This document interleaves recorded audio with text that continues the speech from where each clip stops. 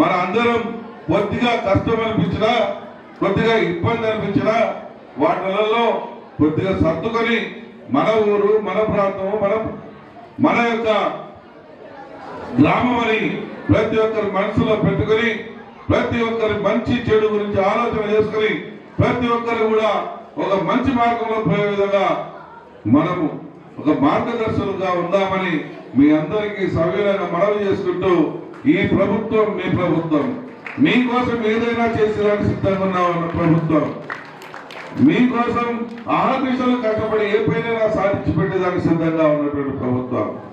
ఈరోజు నేను girls school పోయొచ్చాను, మొన్న హాస్టల్కు పోయాను. హాస్టల్కు పోతే మాకు కనీసం వాటర్ ఫెసిలిటీ లేదు, లేదంటే లాట్రిన్స్ చక్కగా లేవు, డ్రైనేజ్ వ్యవస్థ లేదని చెప్పి కూడా వాళ్ళు చెప్తే నేను ఇమీడియట్ గా మా మంత్రి గారితో మాట్లాడి, మన జిల్లా మంత్రి గారితో మాట్లాడి 1,23,00,000 శాంక్షన్ తీసుకొని వచ్చాను. త్వరలో బీసీ హాస్టల్ కూడా తెస్తాను. బీసీ హాస్టల్ లేక ఇక్కడ విద్యార్థులకు ఇబ్బంది పడతా ఉన్నారని చెప్పి కూడా నా దృష్టికి తీసుకొని వచ్చారు. ఆ బీసీ హాస్టల్ కూడా త్వరలో శాంక్షన్ చేపిస్తే ఇంకా కొన్ని వేల మంది చదువుకునేదానికి, వెనుకబడ్డ ప్రాంతంలో చదువుకునేదానికి మన యొక్క యువత ముందుకు వస్తుందని చెప్పి ఈ సందర్భంగా మనవి చేస్తూ, యువతను పెడదోడ పెట్టేటువంటి మార్గాల్ని వ్యతిరేకిద్దాం. యువత బంగారు భవిష్యత్తు కోసం అనుక్షణం ప్రోత్సహిద్దామని చెప్పి ఈ సందర్భంగా మీ అందరికీ మనవి చేసుకుంటూ, మా ఉపాధ్యాయులకు, మా చెల్లెమ్మలకు, అత్తలకు అందరికీ కూడా మరొకసారి హృదయపూర్వకంగా వందనాలు తెలియజేస్తూ, నమస్కారాలు తెలియజేస్తూ సెలవు తీసుకుంటా ఉన్నా. ఐఏఎస్లుగా, ఐపీఎస్లుగా, గ్రూప్ 1 ఆఫీసర్లుగా, బ్యాంక్ మేనేజర్లుగా ఎన్నో రకాలుగా ఇతర దేశాల్లో సెటిల్ అయ్యే విధంగా, ఎన్నో రకాలుగా అభివృద్ధి చెందే విధంగా తయారు చేసినటువంటి పాఠశాల మన పాఠశాల. అటువంటి పాఠశాలలో ఈరోజు ఒక పండుగ వాతావరణం, ఒక పక్క విద్యార్థులు, మరో పక్క విద్యార్థుల తల్లిదండ్రులు, ఈ రకమైనటువంటి సమ్మేళనం గత 100 సంవత్సరాల్లో ఎప్పుడూ జరగలేదు. ఇదే మొట్టమొదటిసారి. ఈ ఆలోచన మన యువ నాయకులు నారా లోకేష్ బాబు గారిని, మన మంత్రివర్యులైనటువంటి విద్యాశాఖ మంత్రివర్యులైనటువంటి నారా లోకేష్ బాబు గారి ఆలోచనే ఈ యొక్క parents and teachers interaction meeting అని. చాలా సంతోషంగా ఉంది. పిల్లలకు మా తల్లిదండ్రుల ముందు గర్వంగా మేము చదువుకుంటున్నాం, మేము స్కూలుకు పోతున్నాం, మేము ఒక క్రమశిక్షణ తోటి పెరుగుతా ఉన్నామని. కానీ గతంలో కోల్కత్తా వేసేవాళ్ళు మాకు. ఈ రోజు ఆ పరిస్థితి లేదు. ఈ రోజు మిమ్మల్ని కొట్టేవాళ్ళు లేరు. ఎంతకాడికి మీలో నడవడికలో మార్పు తీసుకుని వచ్చేటువంటి ఉపాధ్యాయులే ఉన్నారు, కానీ మిమ్మల్ని బెత్తాలు పట్టుకొని, కర్రలు పట్టుకొని కొట్టి పాఠం తీసేటువంటి పరిస్థితులు ఇప్పట్లో లేవు. కాబట్టి పండుగ వాతావరణంలో మా యువ నాయకులు నారా లోకేష్ బాబు గారి ఆధ్వర్యంలో ఆయన సూచనల మేరకు ఈ కార్యక్రమం చేస్తూ ఉంటే ఎంతో సందడిగా ఉంది. గతంలో ఈ రకమైన కార్యక్రమం గత ప్రభుత్వాలు కానీ ఎప్పుడు చేసినటువంటి పద్ధతి కాదు. కానీ ఈరోజు మా నాయకులు గారు, మా యువ నాయకులు లోకేష్ బాబు గారు తీసుకున్న ఆలోచనతో ఈరోజు ఈ కార్యక్రమం జరుగుతూ ఉంటే ఒక పండుగ వాతావరణంలో నిలబడతా ఉంది. తప్పకుండా మా పిల్లలు కానీ మా విద్యార్థులకు ఒక భరోసా మేమున్నాం. మేము మా ప్రభుత్వం, మా నాయకులు, మా లోకేష్ బాబు గారు, మా ముఖ్యమంత్రి చంద్రబాబు గారు అండగా ఉన్నాం. మా గవర్నమెంట్ అండగా ఉన్నాం. ధైర్యంగా ఉండండి. మీ కష్టం వచ్చినా మేము ఉన్నాం. మీ చదువుల విషయంలో మీరు గుర్రం పరిగెత్తిన విధంగా మీరు కూడా చదువుకొని మీ యొక్క రాష్ట్రానికి మంచి భవిష్యత్తు వచ్చే విధంగా మీ యొక్క జీవితాలకు ముందుకొచ్చే విధంగా ఉండాలని చెప్పి పిల్లలందరినీ కూడా నేను అభిషేకంగా చెప్పడం జరిగింది. పిల్లలందరూ ఎంతో యాక్టివ్గా ఉన్నారు. ఈ వెనుకబడ్డ ప్రాంతంలో ఇంతమంది స్కూల్స్ పట్ల చదువు పట్ల మక్కువ చూపిస్తూ హాస్టల్స్లో ఉండి చదువుకునేదాన్ని ముందుకు రావడం అనేది ఒక రకంగా చెప్పాలంటే మా ప్రాంతంలో గర్వంగా ఉంది. ఇంత వెనుకబడ్డ ప్రాంతంలో కూడా చదువు పట్ల ఇంత మక్కువ ఇదంతా ప్రేమాభిమానాన్ని వచ్చే విధంగా చేసినటువంటి ఉపాధ్యాయులను మాత్రం ఈ సందర్భంగా రేట్స్ ఆఫ్ చెప్పడం తప్పదు. వారిని ప్రత్యేకంగా అభినందిస్తాం. Thank you.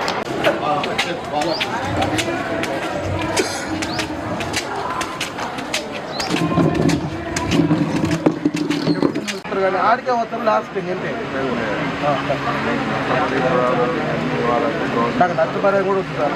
నాకు ఏదైనా అక్కడ పొలం వేసుకోవడానికి లేదు సార్. నీళ్ళు మొత్తం పొలం ఎక్కడ మొత్తం నిండిపోయి పైకి వస్తాయి. పులకమ్మ పక్కనే చెక్ డ్యామ్ పక్కనే వచ్చింది మాకు 412 సర్వే నెంబర్ వేసుకోవడానికి. ఎక్కడ ఇచ్చినా మేము వేసుకుంటాం తప్ప అక్కడ వేసుకోవడానికి లేదు సార్. తిరిగి గ్రామ పెద్దలు, పోలీస్ అధికారులు, పత్రికా ప్రముఖులు, మహిళా సోదరి వాళ్ళందరికీ కూడా పేరు పేరున హృదయపూర్వక నమస్కారాలు తెలియజేస్తా ఉన్నా. ఈ రెవెన్యూ సదస్సుల కార్యక్రమం గతంలో ఎప్పుడో జరగాల్సింది. కొత్త ప్రభుత్వం తెలుగుదేశం, బీజేపీ, జనసేనల ఉమ్మడి ప్రభుత్వం ఎప్పుడైతే ఏర్పడిందో ఏర్పడిన 20 రోజుల కల్లా రెవెన్యూ సంస్థలు పెట్టాలని చెప్పి ఈ రాష్ట్రంలో భూ కుంభకోణాలు లక్షలాదిగా జరిగాయి, వేలాది మంది ఇబ్బంది పడ్డారని, భూ సమస్యల మీద దృష్టి పెట్టాలని చెప్పి ఈ ప్రభుత్వం దృష్టి సారిస్తే ఆ రోజుకి అధికారుల ట్రాన్స్ఫర్లు ఇంకా జరగలేదు. ఎవరైతే అధికారులు ఉన్నారో వాళ్ళకే మీ సమస్యను వివరిస్తే వాళ్ళు పరిష్కరించరు, ఈ సమస్యను పక్కదోవ పట్టిస్తారు, మిమ్మల్ని సక్రమంగా పట్టించుకోరు అని చెప్పి మళ్ళా దాన్ని అధిష్టానం దృష్టికి తీసుకొని పోయి రెవెన్యూ సదస్సులను వాయిదా వేద్దాం, ట్రాన్స్ఫర్లు జరిగిన తర్వాతనే ఈ కార్యక్రమాన్ని ఏర్పాటు చేసుకుందామని చెప్పి నేనే ఎస్పెషల్లీ ఫస్ట్ నేనే సలహా ఇచ్చాను. మన రెవెన్యూ మినిస్టర్ గారికి ఆ సలహా ఇచ్చి దీన్ని వాయిదా ఇచ్చారు. ఈరోజు అందరి బ్రతుకులు బాగు కోసం ఈ ప్రభుత్వం ఒక ప్రతిష్టాత్మకంగా ఈ రెవెన్యూ సదస్సులు తీసుకొని ఈ రోజు నుంచి 33 రోజుల పాటు రాష్ట్రంలో ప్రతి ఒక్క గ్రామంలో రెవెన్యూ సదస్సు జరగాలి. ఎక్కడైతే భూ ఆక్రమణలు, భూ దందాలు జరిగాయో వాళ్ళందరికీ శిక్ష పడాలి. అన్యాక్రాంతమైనటువంటి అన్యాయం జరిగినటువంటి నిరుపేదలకు కావచ్చు, రైతాంగానికి కావచ్చు న్యాయం జరగాలని ఈ రెవెన్యూ సదస్సులకి ఈ రోజు నుంచి శ్రీకారం చుట్టాం. ఈ రెవెన్యూ సదస్సులు అల్లాటప్పగా గతంలో జరిగినట్టు గతంలో ఎప్పుడన్నా జరిగినాయేమో తెలియదు, కానీ ఆ జరిగినట్టు ఏదో తూచాగా మీ అర్జీలు తీసుకుపోయి చెత్తబుట్లో వేస్తారు, పట్టించుకోరు అనేటువంటి భావన మీకు పోవద్దు. ఈ ఊరు ఎక్కువ ప్రీ ఓన్లీ ఉన్నాయి సార్. చేయమనే మీరు ఎందుకంటే పెట్టినాం సార్, కొన్ని వచ్చినాయి. నియోజకవర్గం అంతా కూడా ఈ రెవెన్యూ సదస్సులు బ్రహ్మాండంగా జరుగుతూ ఉన్నాయి. ఎక్కడికి వెళ్ళినా కూడా ప్రజలందరూ కూడా రెవెన్యూ సదస్సులను సద్వినియోగపరచుకుంటా ఉన్నారు. మేము కూడా పార్టీ నాయకులు, కార్యకర్తల సహకారంతో ప్రతి గ్రామంలో కూడా పాల్గొనే విధంగా ప్రయత్నం చేస్తూ ఉన్నాం.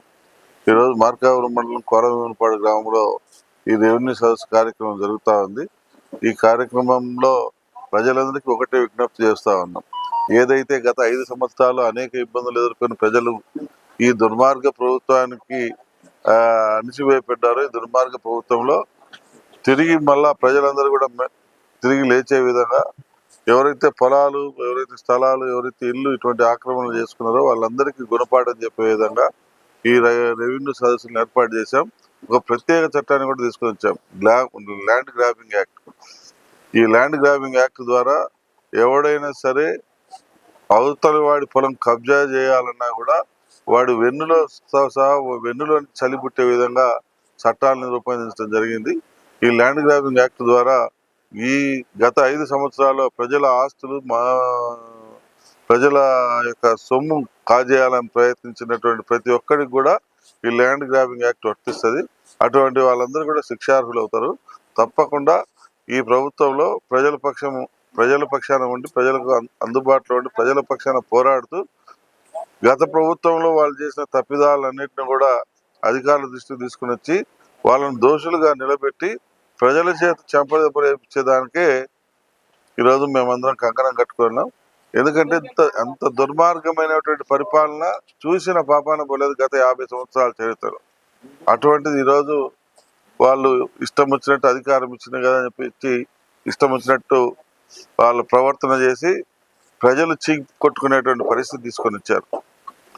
అయితే మా ప్రభుత్వం అలా కాదు. మా ప్రభుత్వం అనునిత్యం ప్రజల మధ్యనే ఉండి ప్రజల పక్షాన్ని నిలబడి ప్రజలకు అవసరమైనటువంటి సమస్యలను పరిష్కరించుకుంటూ ఈ ఆంధ్ర రాష్ట్రం అప్పుల రాష్ట్రంగా అవతరించినటువంటి పరిస్థితుల్లో ఆంధ్ర రాష్ట్రాన్ని స్వర్ణాంధ్ర రాష్ట్రంగా తయారు చేసేదానికి మా ముఖ్యమంత్రి గారు చంద్రబాబు గారు, యువ నాయకులు లోకేష్ బాబు గారు, ఉప ముఖ్యమంత్రి పవన్ కళ్యాణ్ గారి సారథ్యంలో ఈరోజు రాష్ట్రం శరవేగంగా పోతా ఉంది. మన మార్కాపురం నియోజకవర్గం కూడా పూర్తి స్థాయిలో అభివృద్ధి పదంలో నడుస్తుందని చెప్పి ఆశిస్తా ఉన్నాం.